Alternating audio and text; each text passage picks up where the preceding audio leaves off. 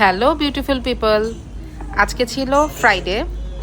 যদিও আজকে off day ছিল, তারপরও সারাটা দিন খুব অলসতায় কাটিয়েছি, কারণ আমার হাজব্যান্ড আজকে চরম আকারে বিজি ছিল।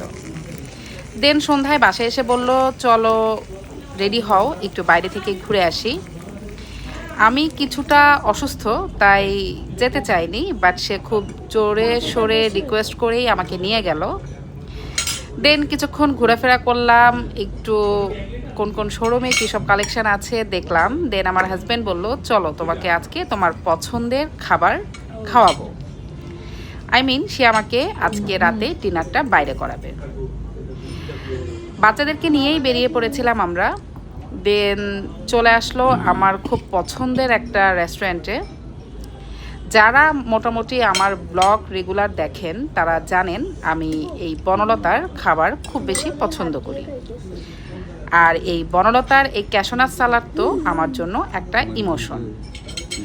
দেন আমার হাজব্যান্ড এখানে এসে অর্ডার করে দিল গরম গরম বনলতা স্পেশাল ফ্রাইড রাইস, তার সাথে হচ্ছে ক্যাশনাট সালাড, তার সাথে হচ্ছে এই সিজলিং বিফ।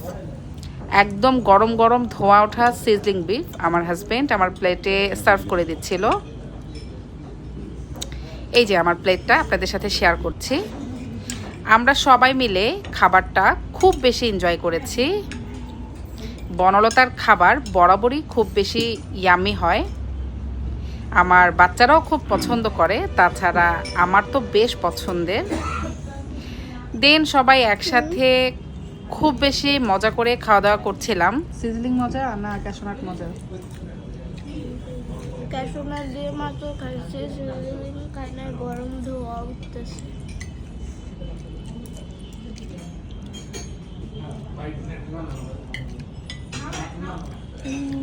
যদিও ক্যাশনাট সালাডটা আমার এখানে প্রায় খাওয়া হয়, তবে সিজলিং বিফটা বেশ অনেক দিন পরে খাচ্ছি।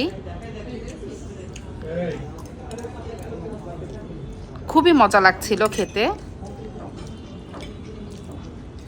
আজকে সারাদিন খুব অলসভাবে কেটে গেলেও রাতের ডিনারটা কিন্তু জম্বেশ হয়েছে, এবং থ্যাংক ইউ আমার হাজব্যান্ডকে আমাকে হুট করে এরকম একটা ট্রিট দেওয়ার জন্য। আজকে তাহলে এখানেই শেষ করছি। সবাই ভালো থাকবেন, সুস্থ থাকবেন, বেশি বেশি ঘুরবেন, প্রিয়জনদের সাথে থাকবেন। আল্লাহ হাফেজ।